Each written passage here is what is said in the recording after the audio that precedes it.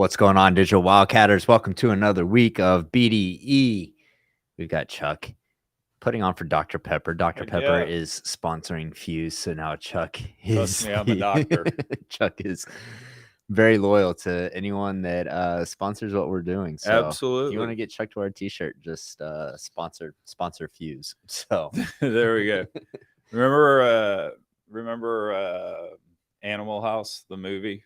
Niedermeyer dead. Yeah, that's how we have to start off this week. You're gonna Natty down 27% in the last month. WTI down 15%. Dow Jones Industrial Average down 8%.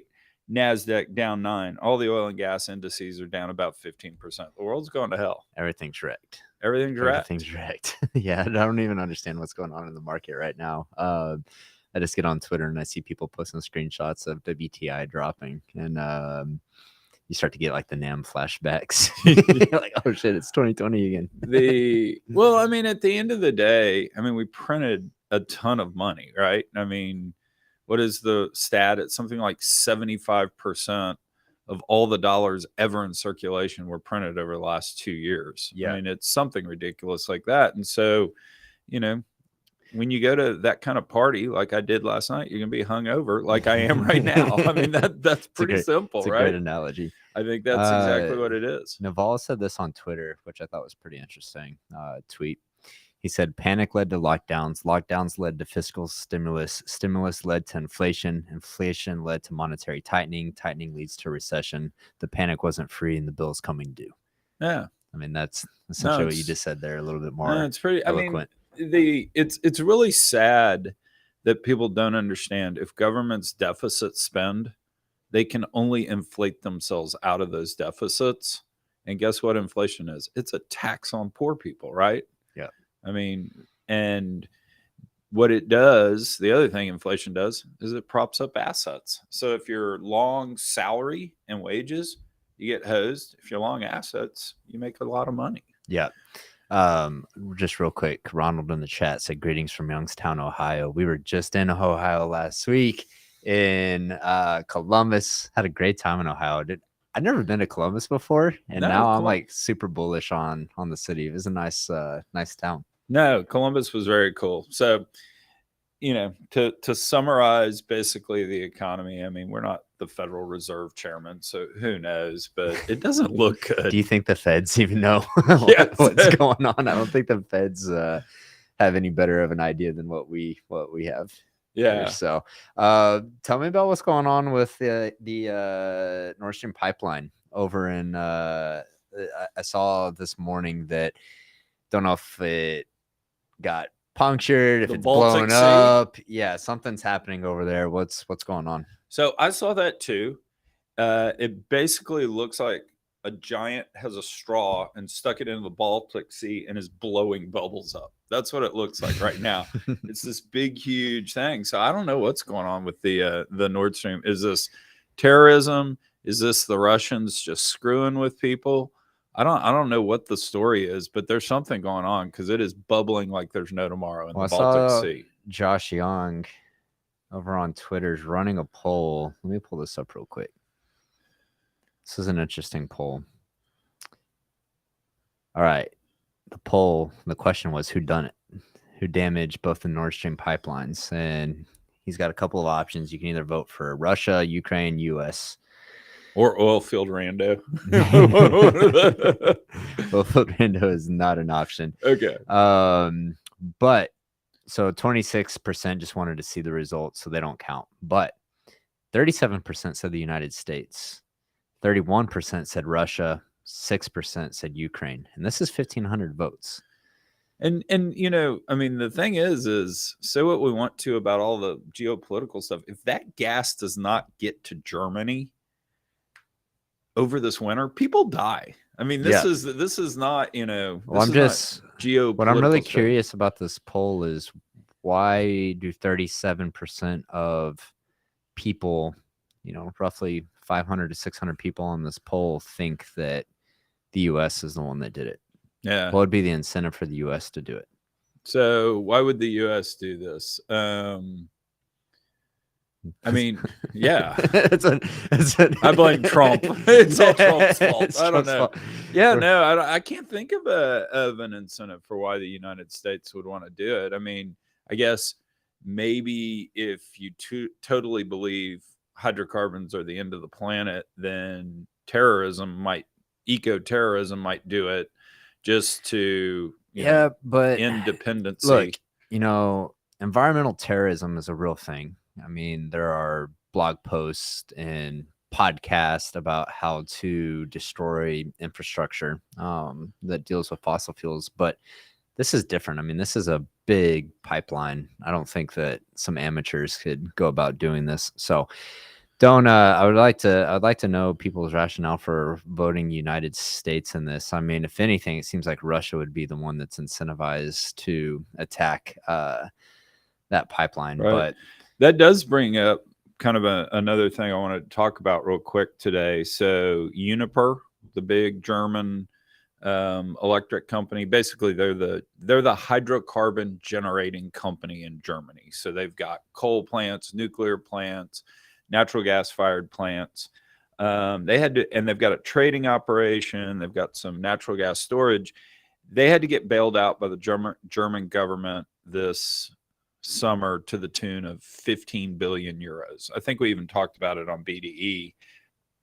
They were also the financier of Nord Stream 2. Anyway, as of a week ago, the German government's moving to nationalize it. really, And so, I mean, two things are kind of crazy here. One, the irony of we're going to get out of fossil fuels. Oh, now we're the largest owner of fossil fuel generation in Germany. There's no irony there. The other thing I've heard is now that it's being nationalized, you have to go to a government bureaucrat to get approval for this stuff. And so there are German energy professionals now coming over to America looking for jobs. They're getting run out of the country. So, I mean, here Germany is having like literally they're the ground zero of the energy meltdown, and they're sending their best and brightest energy people away. yeah, That's going to make it even crazier. yeah. There's so many different things that are happening right now that you just look and it's kind of like just batshit crazy when it comes to energy policy, both Germany, California. Did you see one before I get into this story? John Mink said environmental terrorist equals environmental nonprofit entity attorneys. Nice. Did you see I believe it was Representative Rashida Tlaib grilling the bankers and Jamie Dimon's response to her, because essentially what she asked, this isn't verbatim, but asked, are you going to stop financing fossil fuel companies and projects?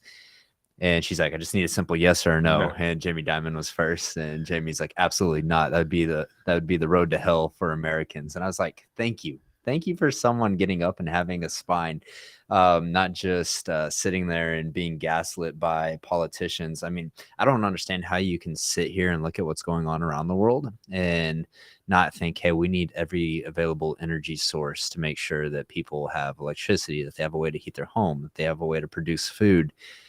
Like the grandstanding by some politicians is just kind of sickening, to be honest. Well, I've always said for the environmentalist movement, so their side of the table, the greatest thing they ever did was convince the world that solar and wind can heat everything, provide all the energy we need, and it's just the big bad oil companies that won't allow it. Mm-hmm. Now, as I always tell my kids, you want to get rid of oil and gas? Guess what? Just stop using it. Yeah. Right? I mean, at the end of the day, they'll all go out of business if you do it. So, which, I mean, we talk about this on the show all the time. One, energy sources are very dependent on geographical location. So you're not going to have hydropower out in West Texas, out in the middle of the desert, but you do have a ton of wind and solar and oil and gas. And so it's important to take that into consideration and really utilize every energy asset that you have. But I just really like that Jamie Dimon, remember when all the big oil major executives were getting grilled in front of Congress, and they just sit there and take it. Like they don't say anything. They don't fight back.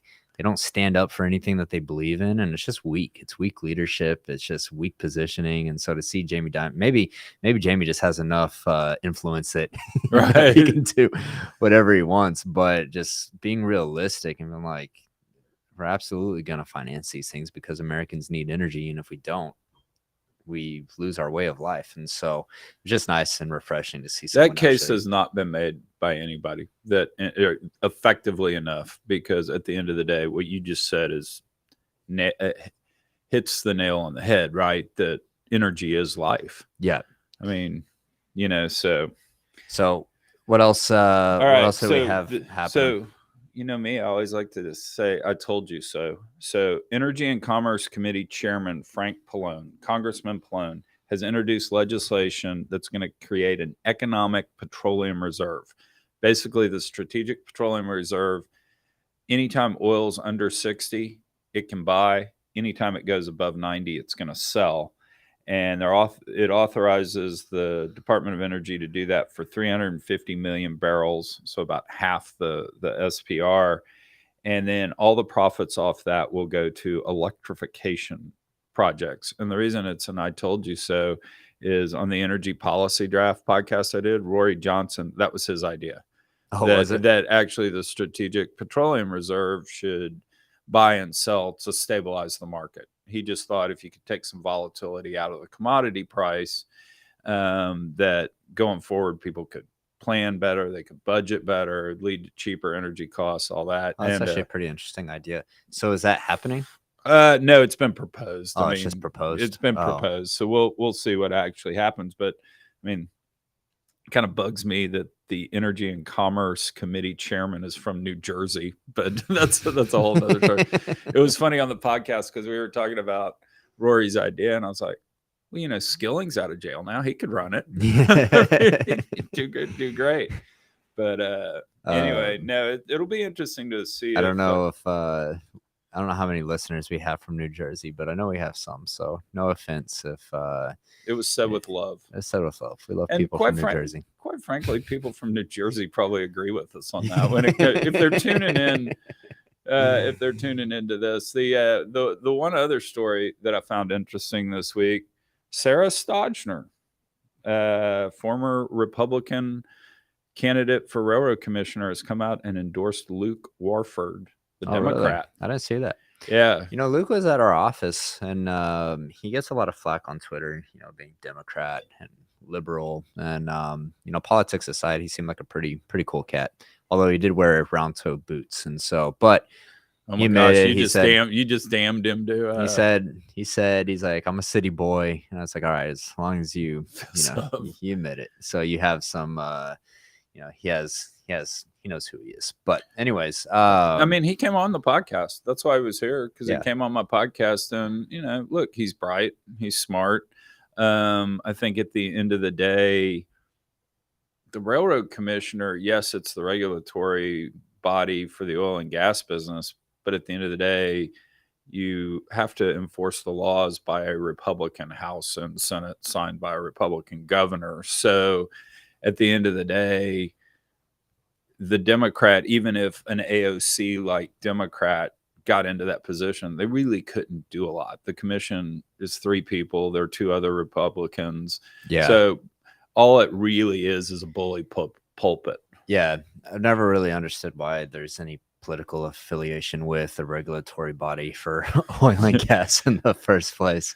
And why we have to talk about abortion during the Republican so it was so primary. weird. It was like, you know, the infighting between the Republican candidates about different positions about building a wall on the border or abortions. I'm like, what the fuck does any of this have to do with regulating oil and gas? And so really, I don't think anyone's political. And I made that, like, said this about Sarah, said this, you know, when we had what's his face on the podcast, asked him about his position on building a wall. I'm like, how's that relevant? Yeah. And, so I don't think anyone's political beliefs are relevant, but also I don't think Luke is like super, don't think he's super liberal like an AOC. Like even when he was here, I was like busting on AOC and just talking shit about her ignorance when it came to energy policy. And so I think really you should look at who actually wants to do a good job regulating, because look, I don't think the Texas Railroad Commission has done a good job up to this point. And I think that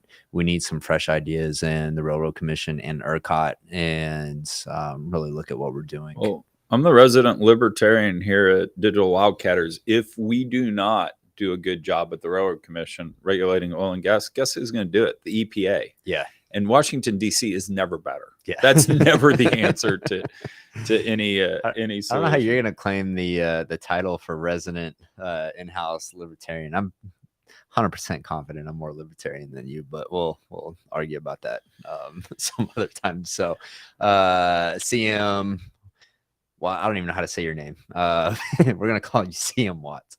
CM Watts said agreed Railroad Commission needs help. So I think this is a thing that everyone agrees on. And of course that there's overbearing regulation that hampers building. And it's funny, we're talking about being libertarian, but we're talking about what the regulatory commission needs to do. Oh, the mighty have fallen. But you see some of the things that are happening out in West Texas, and so look, the abandoned well issue is a big fucking problem. And it's a real issue. Yeah, it's a real issue. And when you understand downhole mechanics of what's going on there, it's kind of scary to think about in the long term. So anyways, that's why I think that you need some element of regulatory, but actually need people to do their job. So hopefully Railroad Commission can get their shit together and make that happen. Yeah, because at the end of the day, when the people that own the land and the minerals to some degree, you made that trade as the landowner of, okay, I'm going to mess up my land, but I'm getting money for it. Yeah. Okay. But man, when the minerals get separated from the landowners do get screwed. Yeah. That's what a dynamic I don't think a lot of people understand, is that separation of surface and mineral rights. And it's the surface owner that's really getting the short end of the stick. So. Right. All right. We have a surprise finger of the week this week. Let's get in finger of the week. See who it is. I have no idea.